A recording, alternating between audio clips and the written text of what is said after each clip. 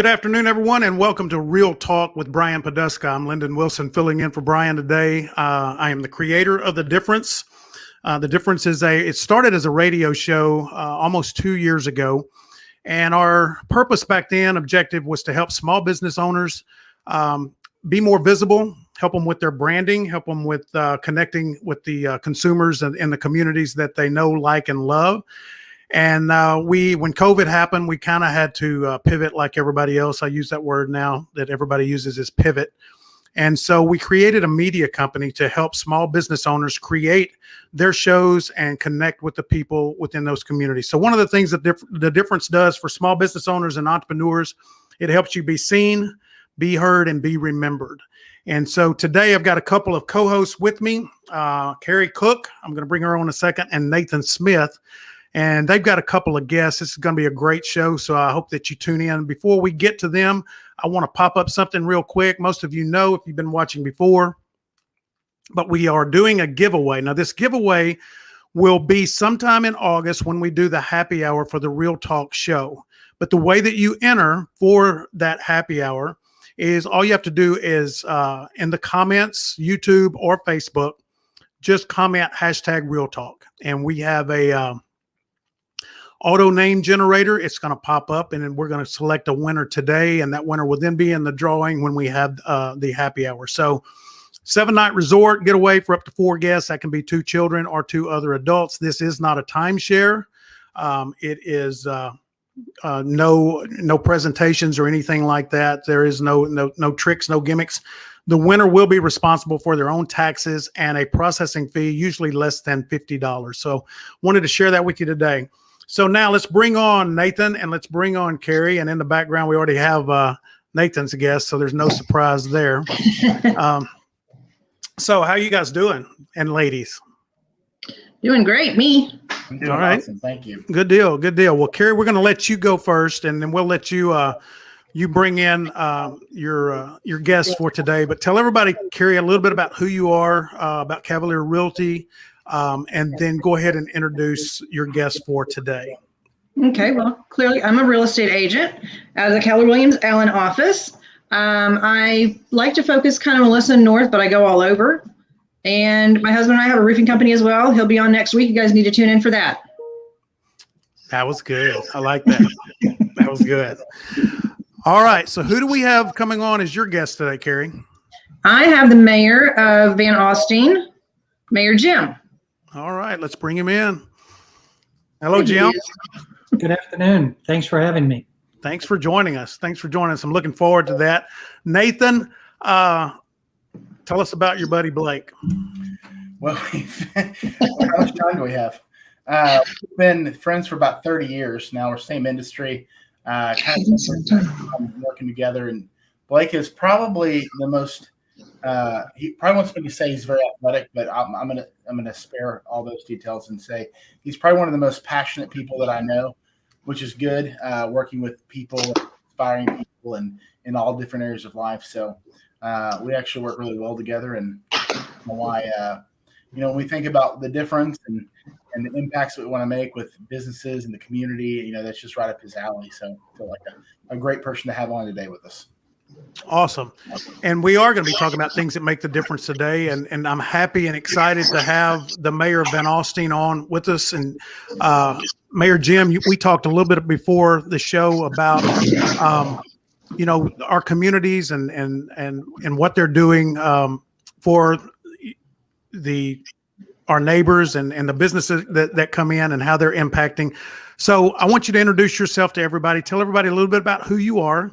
How you got into the role of mayor, what brought you to that role, and then I want to talk a little bit about what's going on in Van Alystyne and how you and we talked about the chamber in Van Alystyne, the different things that you're involved with and connected with, and how they're making the difference for Van Alystyne. Okay, thanks for that opportunity, Lyndon. Yes, my family, my wife and I and 2 daughters have been in Van Alystyne for 27 years. Both girls went to school here. My wife taught here in Van Alystyne for a while.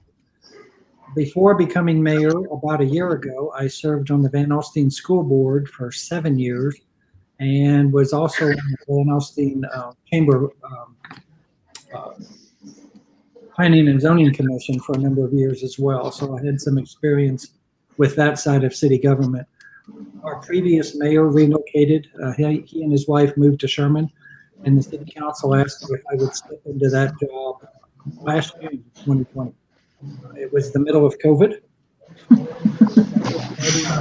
Happening around our country, throughout the nation. It seemed like a good opportunity to serve the citizens in some way that I haven't done in the past. So I was happy to accept that. I got reelected in May, so the citizens are stuck with me for another 2 years here in Van Alystyne. So we are just happy to be here. It's an exciting time to be in Van Alystyne. One of the things we have going on, to touch a little bit about what we talked on, is the city is making a major investment in our downtown area. We have under construction as we speak a central social district area. It's going to look a lot like a city park, but it's so much more than that. It'll have a large stage for various gatherings, music in the park, but other events as well. There will be a splash pad in the middle of that, but there's just a lot of gathering space and playground area around it. We are hoping that the citizens of Van Alystyne and guests from all over North Texas will see coming to Van Alystyne as an experience that can be spread out over many hours. People can come into town and shop, have something to eat, and then come enjoy the Central Social District as well. So that's one way we're investing in the community, supporting our businesses. Tell us a little bit about the growth of Van Alystyne. I know that, driving through there, you can see it. It's pretty evident, but, how much over the past, say 3 or 4 years has Van Alystyne grown, and how much do you anticipate that growth to continue? We have just surpassed 5,000 people within the city limits. Normally, we estimate that about that many more people live in the school district outside the city limits. So our planning area consists now of about 10,000 people. A lot of people move to Van Alystyne because we have an outstanding school system, and that draws in families, but even people without kids in the school will relocate here as a high quality into neighborhoods and see it as a great place to invest, whether it's business or just in their own homes. That growth, we believe, will continue. We've approved a number of large subdivisions in the past couple of years. The Mantua development is perhaps the most well-known. It was written about and covered by the Dallas Morning News. There will be some 4,000 homes when it's built out in about 15 years, plus a lot of commercial development along US 75 as well. Okay. As a small business owner, what would be a benefit for me relocating into the Van Alystyne area? We are located geographically about halfway between McKinney and Sherman. So we have a business base area of potential customers, including McKinney and Sherman, but also we draw people from Hal and Melissa and Anna to come to Van Alystyne for some of the unique shopping opportunities that we have. We have a downtown area that is an actual square that is walkable. It's the only such area between McKinney and Sherman. There are a lot of unique shops there, as well as restaurants already, but there's also some opportunities for new businesses to move into that area. We have some buildings that are being reconstructed, renovated, and we have a rich history in Van Alystyne as well. It used to be a cotton town 100 years ago. Many of those buildings are still existing and have been renovated and are ready for new tenants. We have an active economic development corporation that is constantly recruiting businesses. In addition to the downtown area, we have just doubled the size of our industrial park on the south side of town. So we've added about 5 acres to that. We're building the roadway that will connect that to the rest of town, again, using investment dollars from our EDC. Okay, good stuff. All right, I want to move over now to Blake and Nathan, so that y'all aren't confused. Blake is on the left and Nathan is on the right. You got the names backwards there, Nathan, but so I just want to help you out. So tell us a little bit, Blake, about about what you've got going on. I know that both of you do kind of the same thing, right?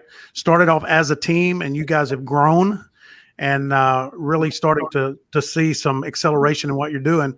But talk a little bit, Blake, about who you are as an entrepreneur, why you got into it, and then I'll have a few more follow-up questions with that.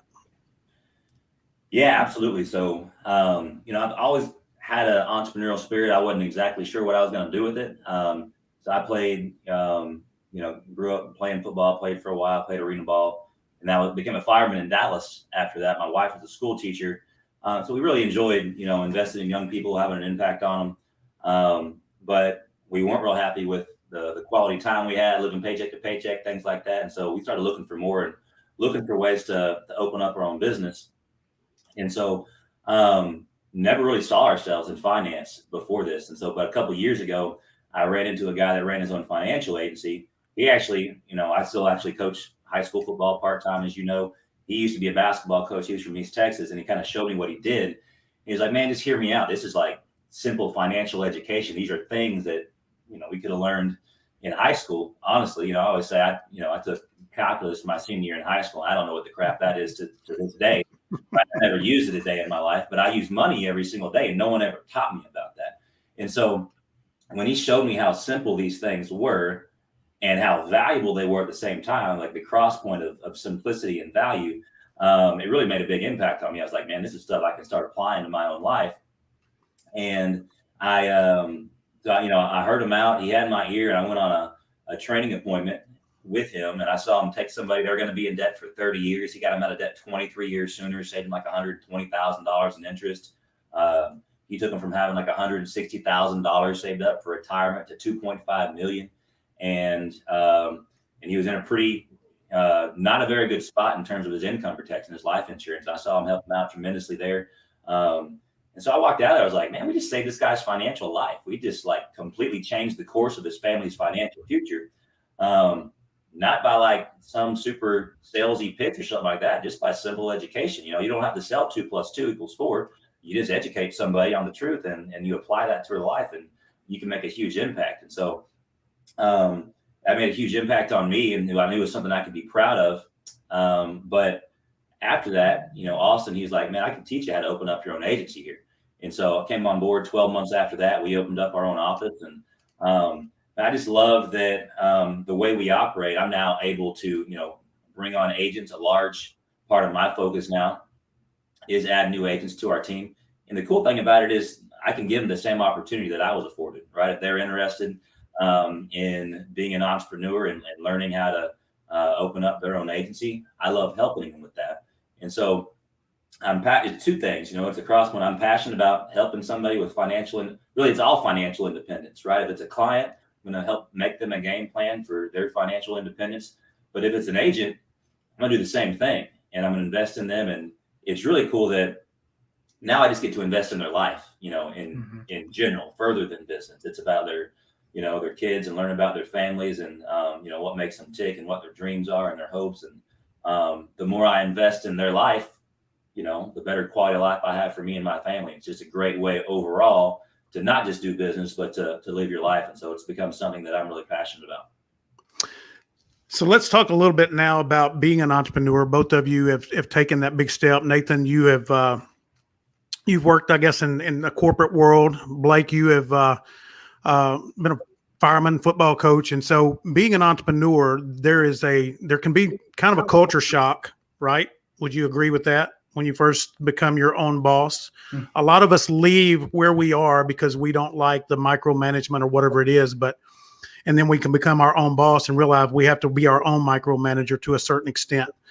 So talk a little bit about, because I want to get to this point where what you guys are doing and the people that you're helping, not only with financial freedom, but you're helping them understand, and you have a process on how to become a successful entrepreneur through what you guys do, right? So for me, when I decided to be an entrepreneur, I had a couple of mentors, but I didn't have a blueprint. And so there were many, many years of trial and error, and more error than anything else. And so having that support group the professionals that have gone down that road and have a blueprint. I want you to talk a little bit about how important that is. First, I want you guys to share a little bit about what was the biggest challenge in working for yourself and being responsible for everything. And then how your system that you got involved in, how fortunate you were to do that, how that's helped you and how it can help other people. Yeah. So I think the biggest challenge is being responsible for everything. Is realizing that,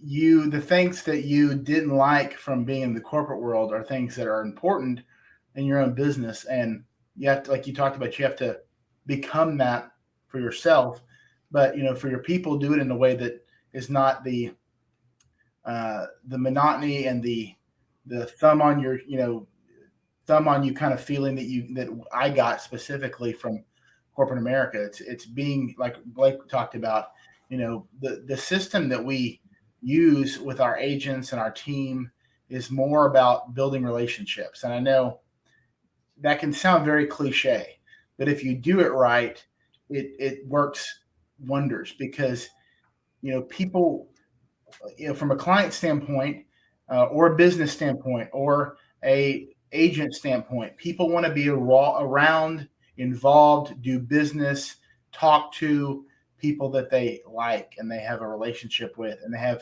they've been impacted by through, we talk all the time about, we try to go to if we have, clients or agents or whatever, we'll go to their kids' games or invite them over for dinner, and just putting a touch point where it's not just transactional. We've talked about this before, Lyndon. Mm-hmm. Whatever system you have, every system has transactions to it. I mean, obviously finance has transactions, real estate has transactions. I'm sure even running the city has a lot of transactions.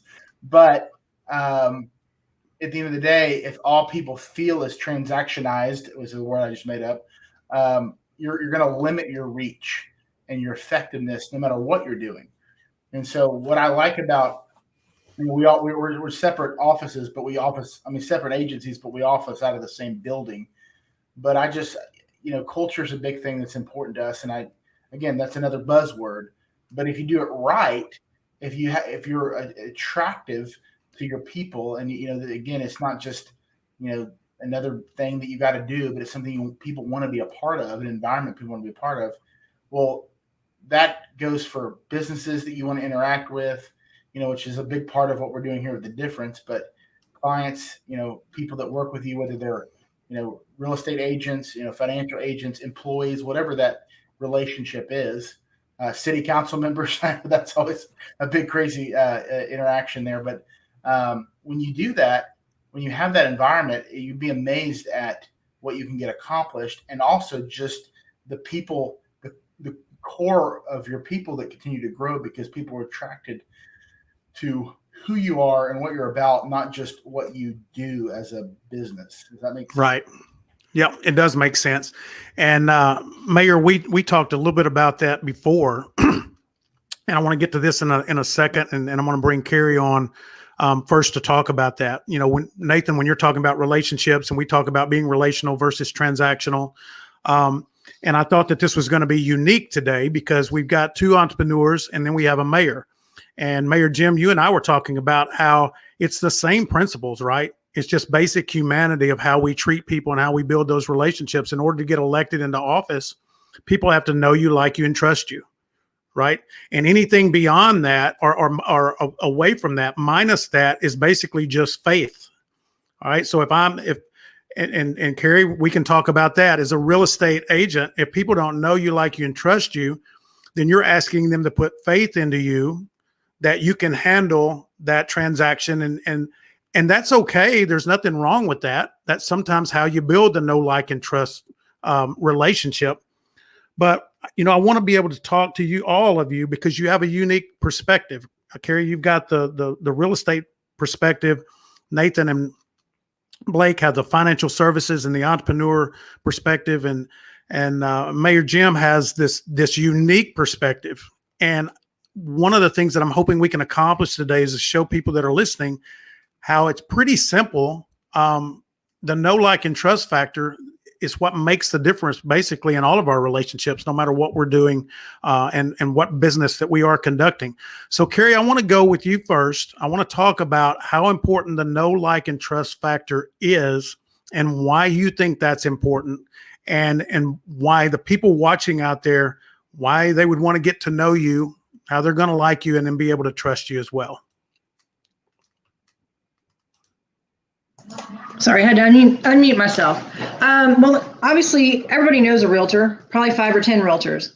So you do have to have that trust factor, I think, which is the biggest thing. For instance, I called in my database, and I had somebody from a year ago that was a lease client. She wasn't mine, but she was looking at something that I had listed. And I just followed up with her and kept up with her. And she said, well, I need to lease a house. So we've been out looking. And then last night, and I went up twice. And I've talked to her for the last 3 days. Last night she called me. She said, I talked my landlord and let me stay. And she told me some private information. She said, I just trust you. I don't know why, but I just trust you. And so she showed me some very private information as to why she needed to stay where she was at. So for me, it's just being genuine. I truly care about people and truly want to help them. And I think that comes across when I deal with people. Right. Absolutely. I agree with that. Mayor Jim, what about you? Let's talk a little bit about being in public service, and no, not just you, but city council, the chamber, bringing new businesses into a city that is, in a growth phase. How do you establish that know, like, and trust factor with people that you've never met before? I think you're on mute there. Thank there you. we go. It can be a challenge as people move into the community. We're a small community still at this point, and a lot of people know someone that is doing business in the community currently. But when new businesses come in, they often stop by City Hall, and so it starts with building the relationship to help them work through regulations and requirements. We try not to just throw mail at them and say, oh, it's all online, go deal with it yourself. We have city staff that works closely with businesses as they come into the community, or people who are already here and they want to make changes, and help them work through the requirements, work with the inspectors.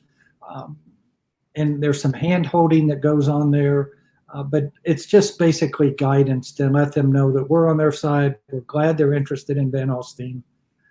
And we'd like them to find a way to call this their home going forward, whether it's a business, some type of development activity, whether it be residential, commercial, or industrial. Okay. We also deal a lot with other governments, entities as well. Most of Van Alystyne is in Grayson County. We've gotten to know our county commissioner very well, the county judge. When it comes to growth of a city, we're impacting the roads around us. And so we're partnering with Grayson County officials and TxDOT. Highway 75 will be expanded in the next 4 years through Van Alystyne. It already has been to our neighbor, through Anna, our neighbor to the south, and it's currently under construction in Sherman. So we're working closely with TxDOT now to work through the details of where the overpasses are going to be, what the access roads are going to be looking like. That's very much a trust relationship. They have made commitments to us and we to them on land that could be available to expand the highway, for example. So let me ask you, I'm going to ask you a political question, not the political kind like in Washington, but when a voter, when a citizen or a voter of Van Alystyne watches you and the way that you are able to build those relationships, sometimes outside of the city, but with the powerful people that have an impact on the city's growth, how does that play in that continued relationship you have with the voters and their trust in you? When they can see you building those big relationships, doesn't that carry on then down the line into the ones that you need and want to vote for you? It does. And I think a big part of that is responsiveness. People naturally have questions. We use different ways to answer those questions, whether site or just responding to email.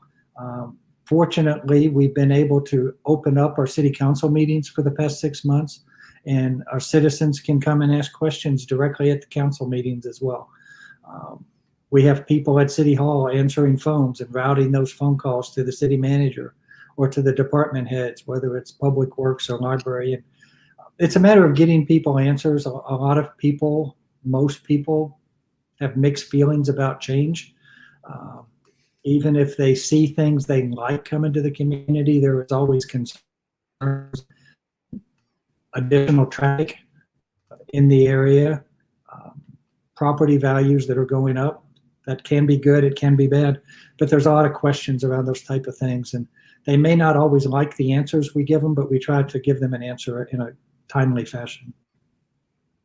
I was going to say, how do you handle that? Because that's a unique balancing act, especially for a small community when you have, the people that have lived there their whole lives and they love the way it's always been.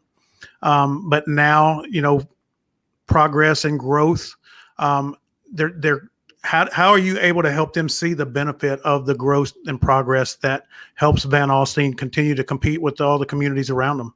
It is a big challenge here the last few months, especially as some major developers have expressed an interest in Van Alystyne. Part of that challenge is to convince the existing residents that we do have a plan to handle that growth. We do have a plan to provide resources to expand or build new roadways so that the impact on existing businesses and residents is minimal. They all understand there's going to be some good and bad things that come with that. And part of the challenge we've had here also is we are being pretty particular on development, residential especially. Because of our school system, because of just the quality of life we have, property is in high demand in Van Alystyne right now. And we can afford to be selective when it comes to new neighborhoods and let the developers know they are going to be responsible for contributing to the infrastructure burdens that they put on the city. Okay, that's good. Blake and Nathan, just taking some notes here. I want to bring you guys up next and follow up with that. But, talking or listening to Kerri and listening to the mayor, one of the things that the mayor said is that they make an effort and they do a lot of hand holding. So they're putting something forward before they're asking for something in return. But one of the things I got out of it is with Kerri and the mayor is it looks like that they're explaining in this communication that they have the best interest front and center, right? And that what they're proposing is going to be an improvement over where they are currently right now. If I am showing you how I have your best interest in mind and that I can improve the situation that you're in, and I know both of you, that's kind of what y'all do, right?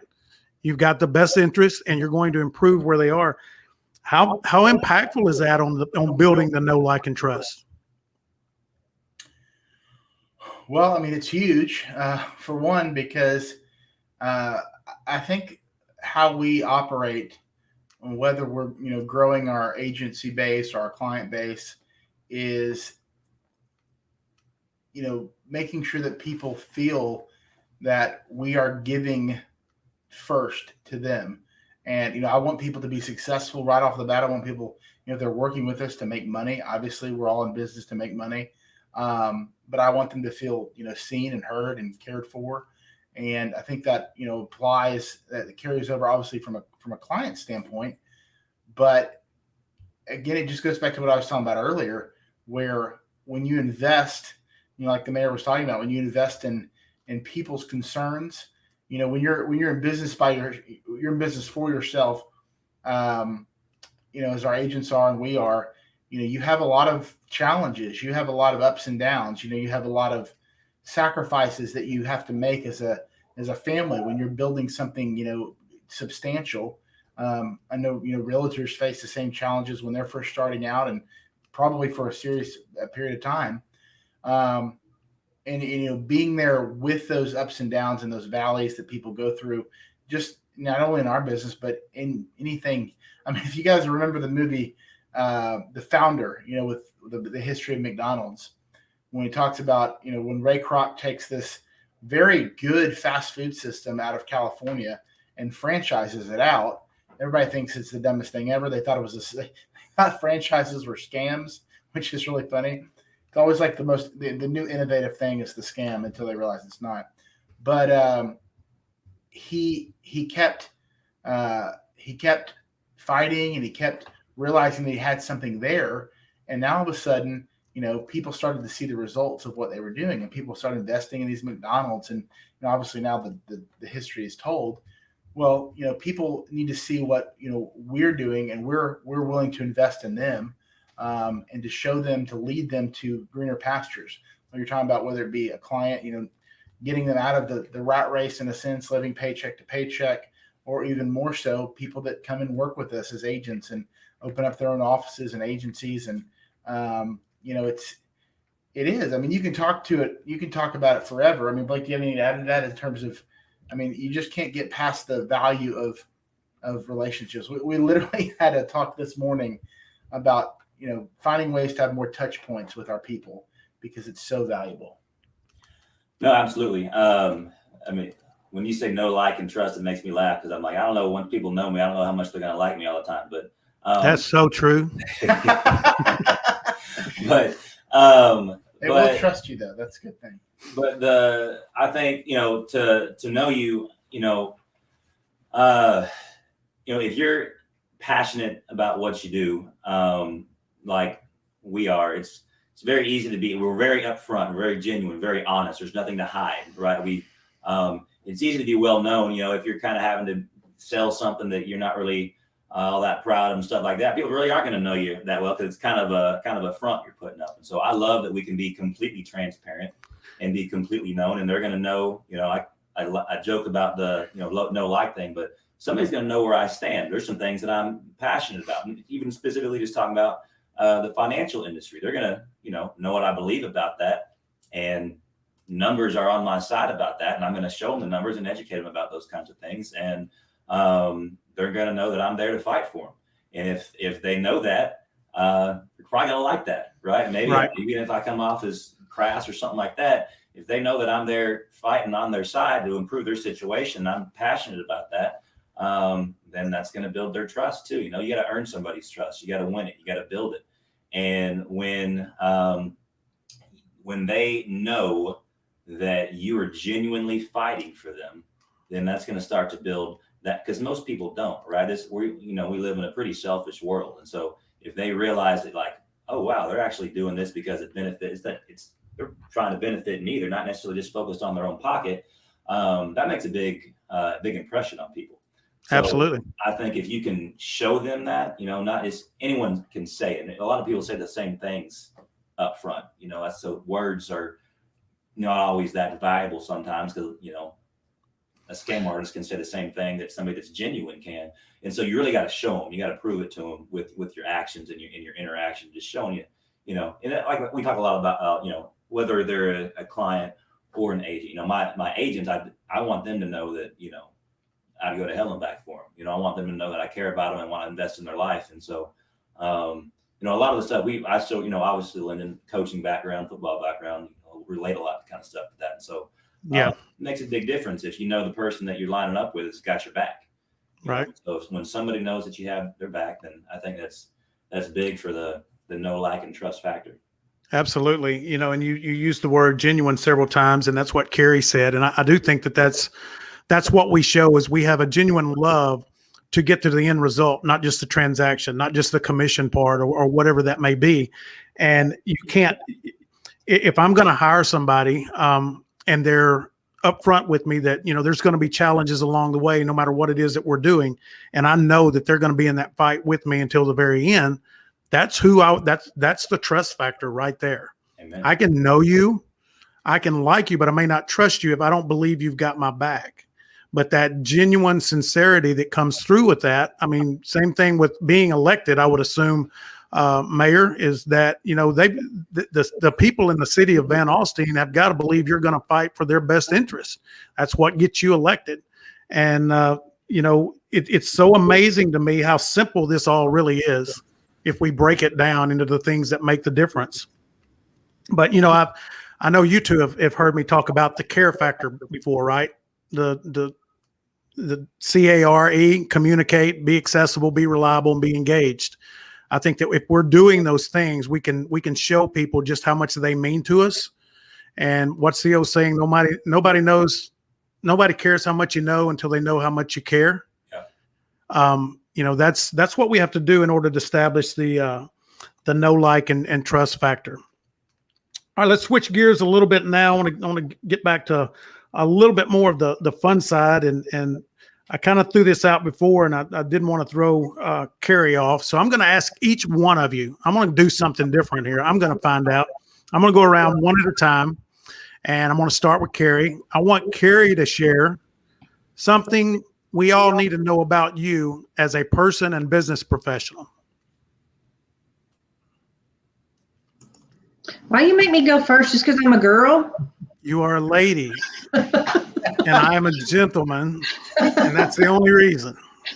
I don't like that rule. And I like your answers. Oh, okay. What was the question again? I'm sorry. Just share with us. We talk about how the purpose of the difference obviously is showing the differences of who we are, but also how we humanize ourselves versus commercialize ourselves. One of the things that I've realized in doing these shows is that sharing something maybe somebody doesn't know about us. It doesn't have to be a private, intimate secret or anything like that, but just what's something that, some process of where you've overcome an obstacle, some story of perseverance, some inspiration. It may not necessarily be about you, Kerri. It could be about somebody, some mentor in your life. But just share a story that we possibly all could relate to and understand how you've built the passion you have for doing what you do. Okay. I would say the biggest thing overcoming, honestly, is in real estate, calling people and staying in front of them without being a pest. And for a year and a half, I wouldn't do it. I didn't want to call them. I didn't want to bother them. I didn't want them to think I was pushing myself on them. But honestly, it's not even, I don't even do that. I just call them like, hey, how you doing? What's going on? Just a simple touch. But that was a big thing for me to overcome. And it took me about a year and a half to do it. And since I've done it, my business has gone, like, it's grown times 5. But that was a really huge obstacle for me because I just don't want to be a pest. Right. Well, that's part of the relational process, right? When you call people because you genuinely care about them and want to know how they're doing, it allows you to stay top of mind. But just like you said, we all know 3 or 4 realtors. Most of us know more than that. Sometimes it's a challenge for realtors to be able to do that when they're in this ultra competitive world and they're trying to generate business. So I do think, back in the 2000, I've told this story before, but in 2008, when the market crashed, it's where this whole journey for me started and what makes the difference. I wanted to know why some of those real estate agents and mortgage companies seemed to thrive through the crash and others just crumbled and went back to their day job, so to speak. And it came down to relationships, and it came down to the relationships that they had built and the fact that they were relational versus transactional. And even though the market was struggling, they were still looking out for their past clients and their future clients and the people that they had surrounded themselves within the business. And that I still believe to this day is why they survived and came out of the market crash and continued to do well. Mayor Jim, what about you? What's something that we all would enjoy hearing about you or some story like that?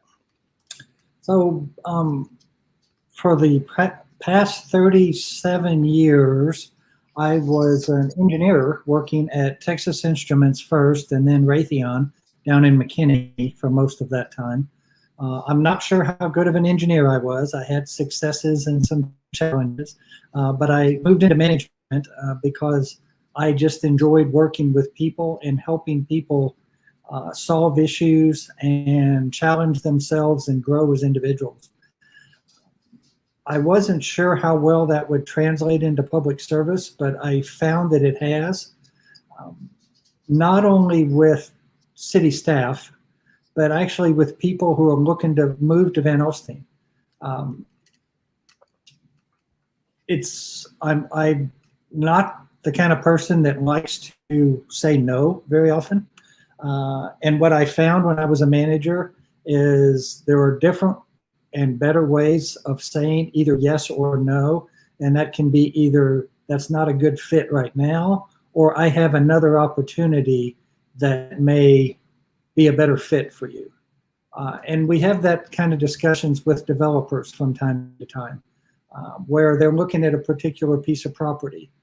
The city doesn't feel like that's an appropriate place for a development that they're interested in because of infrastructure challenges, water, sewer, roadways, but we can suggest an alternative to them for that opportunity that they're bringing to the city. So I enjoy helping people solve problems, whether it's in the engineering community or now in the civic world as well. Awesome. And you are right about that. I mean, being able to provide, if you've got to give a no, if you also have an alternative behind that no, that goes a long way in maintaining, creating that, deepening that relationship, and building more trust. Nathan and Blake, share something I don't know about y'all. By the way, for people that don't know, I give both of them a hard time. I've known these guys since they were 9th graders, 10th graders, something like that. Coach Blake in high school, was lucky enough to get to coach with him as he came back to his alma mater, and we got to coach together and actually won a state championship together. And I almost gave Coach Wheeler a heart attack, if you remember that one moment when we ran out on the field. Yeah. But so I give them a hard time when we're on together. But share something that someone out there that may not know you would find inspirational about you as a person, and just finding ways to win. Well, I enjoy people. I enjoy talking, which I don't think is shocking to anyone. That's what most people would know. But when I made the transition to, having a business and getting out of the corporate world, I was really nervous. I mean, I kind of picked it up in a part-time capacity because, just like a lot of people will do real estate part-time, and then some people will just go all out, like Kerri and others. But I was really uncertain about success, I think, early on, and not so much, could I be successful, but a little bit of that, but would I be? And, I had some of the same qualms and concerns that Kerri was talking about in terms of just, we're in a relational business, whether you have clients or whether you're growing a team of agents. Building relationships is very important, and you want to run these races of these endeavors that you're doing, starting businesses and whatnot. I think, Kerri, you probably agree. If you had some really close people come and say, "Hey, I'd love to buy a house from you," or I'd love to. I'm actually not getting into real estate. I'd like to work with you.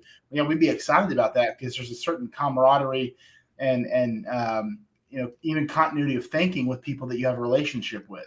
Unfortunately, sometimes that doesn't happen that way, and so you do have those doubts or hesitations about connecting with people that like I've watched people. And you can't always trust Facebook, but just conversation you have where, from a client standpoint, I know people are making terrible decisions, and I'm like, please, for the love of God, let me help you.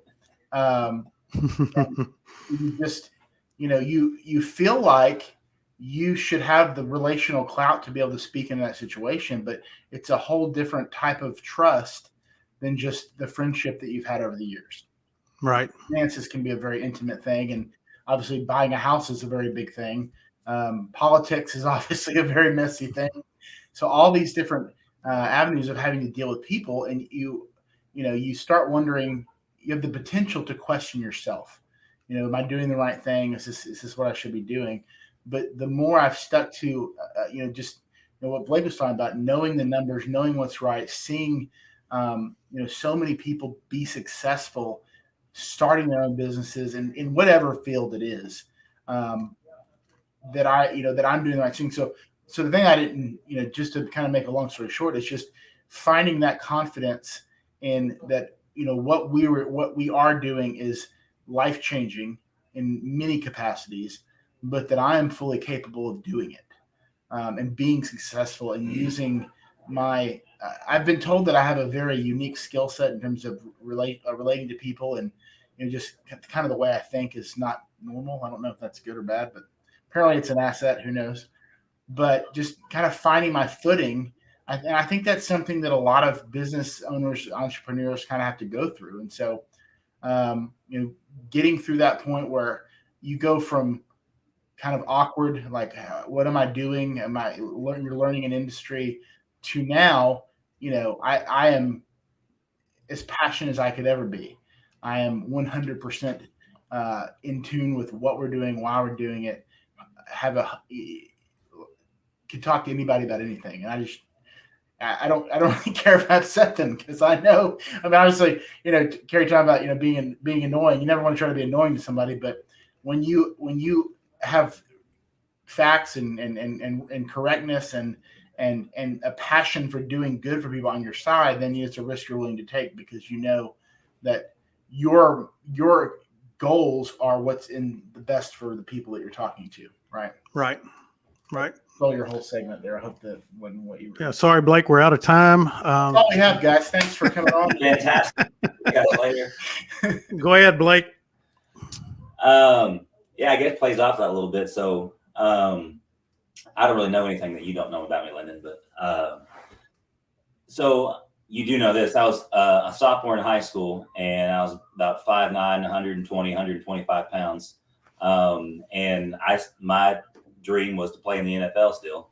And, that did not align with what I looked like. And so most people did not think that was a reasonable expectation for me to have. And so, but, I developed a passion for my sophomore year to my senior year. And I developed a passion for football. And I mean, you kind of saw that. And I ended up becoming an all-state cornerback. And I played football in college. And I played a little bit of professional arena football. But what I realized that I loved football, but what I actually realized that I was more passionate about, I actually went on this like a conference, and the speaker said, a great way to know a little bit about yourself and kind of what makes yourself tick. He said, ask yourself these two questions, like what breaks your heart and what makes your heart like happy, what makes your heart joyful. And I immediately, I wasn't even really trying to think about it. I just immediately thought about it. Like what breaks my heart is when people don't believe in themselves, like in who they were created to be. And what really brings joy to myself is helping someone and empowering them to believe in, what they're able to accomplish. And so I realized that when I was doing something, so on that football journey, I've had 10 surgeries now, had tons of injuries. I was supposed to quit a long time ago. I literally didn't know understand how to quit. And so I kept on going, until I'm like 28, 29 years old. And basically proved it to myself that I could have played in the NFL. I was working out with some NFL guys, and I was playing with some guys that used to play in the NFL and arena football. But what I realized was that I was passionate about doing something because people said it wasn't possible. And so I developed a passion for wanting to just show, not like you always got kind of this, in motivation, it's kind of like a car battery, right? You got positive and negative motivation. And so you got the chip on your shoulder thing saying like, they said I couldn't do it, I want to do it. But the positive is, if somebody thinks that you can't do it, what's the reason that they think that you can't do it? Is because they don't think they can do it either. And so if you are able to prove something to somebody, you give them permission to raise their bar of expectations, to raise their bar of belief, and to push them to do things that they didn't think was possible either. The limitations that they've placed on their self, you help remove those. And so you can help them live a better life as well. And so when I came to that realization through, what I was doing with football, and then I was blessed with this opportunity, now it's like I'm getting to do exactly the realization that I came to that day. I get to empower people that, they thought that they were just, they all had dreams in high school, right? They had dreams in college, and whatever happened, life hit them in the face. Those original dreams didn't work out. And those people just kind of numb themselves to that and settle for the next 30 to 40 years and wake up one day and, aren't really sure where they are. And I love waking people up from that, to like wake them up to live now, and that to realize that they were made in the image of God, and realize who they were created to be. And so that's what makes me super passionate about what we do, is not just the financial side, but allowing, it's all about freedom to us, and allowing somebody to experience that freedom, and not waiting till later on, able to fight for that freedom now. And so it is it's a joy to be able to do that now. So that's awesome. And, I think that whether you're a real estate agent, like Kerri, she's empowering people every day when she helps people get into that dream home. The mayor, you're empowering the community, you're empowering the businesses. I think that is a great statement, Blake, on things that we're all doing to make the difference. I think that's when you just sitting here thinking about it, that if you have a passion for something, most of the time that passion is that the something that you're passionate about is in some way a way to empower people. Amen. It really is. And maybe that's just, again, simplifying everything, but it just seems like that doing these shows that we've done, that's where everybody is fueled. The fact that I can turn someone's life around. You can turn a community around. Whatever it is that you're doing, you can make a difference or the difference, to play off the show. Anyway, I want to give you guys just a few minutes. We've got about 8 minutes left. I've got to get in. I want to do this really quick, so I make sure that I don't miss it. I want to remind everybody of one of our sponsors on the show, Mr. Greg Holberg. He also has a segment first week every month. Greg's with Liberator Health Insurance. And if you haven't seen him on any of his shows, if you haven't seen him explain and talk about affordable health care, there's some things out there that we don't know about, that we should know about. And he's great at explaining that. Greg can make insurance sound interesting. And, just that's all I'm going to say about that. He can make it sound interesting. We always talk about the Liberator Deal of the Week. A family of 5 got great benefits, including a health savings account that caps out at $5,000 to cover any out-of-pocket medical expense. And they did that for only $569 a month. If you really want to know and understand what's going on and your opportunities with health insurance to save some money and get better coverage, get in touch with Greg, 214-886-4688, or his website, liberatorhealthinsurance.com. So I wanted to say that. I'm not going to start with Kerri on giving her information of how to get in touch with her, but we're going to go in reverse order. Blake, we're going to start with you, Blake, Nathan, then we'll go Mayor Acheson, and then Kerri, we'll let you finish up. How about that? Is that fair enough for you? We're just giving our information, how you can contact us. That's right. Scrolling at the bottom for. Yeah, so let me read you my, 214-502-3276 is how you can reach me. My email is timmons.blake@gmail.com. And then we're pretty active on Facebook. Brittany's my wife. We're actually in business together, so it's a beautiful thing. So Blake and Brittany Timmons on Facebook. You can reach out to us, message us, or just follow us there for more information. All right, Nathan. And so for me, if you see on the promo, the financial Freedom Freestyle is my page. I didn't name it myself. I should have. I don't know, but it goes back to the concept of just looking at freedom from a larger standpoint than just a client side or financial, but a business side, even some spiritual element too. Just being able to process life in a way that is fulfilling and like Blake talked about, living the life you're created to live. And so Freedom Freestyle is my Facebook page. Obviously, I have a personal Facebook page, but there's my email below. Call me, contact me. I'd love to talk to you about anything. Just more details about what we do, a little bit about our business, and maybe something that any one of us said today kind of struck a chord with you, and you're just like, yeah, that's me. I'm kind of stuck here or there, whether it's directly related to financial things or just job, whatever the case may be. I'd love to connect with you. All right, Mayor Acheson. Yes, as you can see on the bottom of the page, email is the best way to get a hold of me. It's mayor@cityofvanalystine.us. The city also has a website, and I want to especially emphasize our Community Development Corporation and Economic Development Corporation. So if there are organizations, businesses, industries that are interested in moving to Van Alystyne, or if you just want to learn more about the community, those organizations can be found. We also have a strong Chamber of Commerce that would be happy to talk to you. Kerri is involved in that. I may be stealing her thunder. But yes, the Chamber of Commerce is a great advocate for the city. They do a lot of coordinating events for the community. We have Music in the Park once a month. They'll be in charge of the Falderall this year. And the 4th of July fireworks show is coordinated by the Chamber as well. Awesome. Kerri, your turn. Okay, I have my Facebook page is Kerri Cook Realtor, and 972-342-5763, and email kerricook@kw.com. And my husband and I's business is Cook DFW Roofing and Restorations on Facebook. Like and follow. All right. And Kerri, you are a big part of the chamber up there too as well, right? Yes, we are. Both my husband and I are sponsoring the 4th of July, and we're looking at the Falderall as well.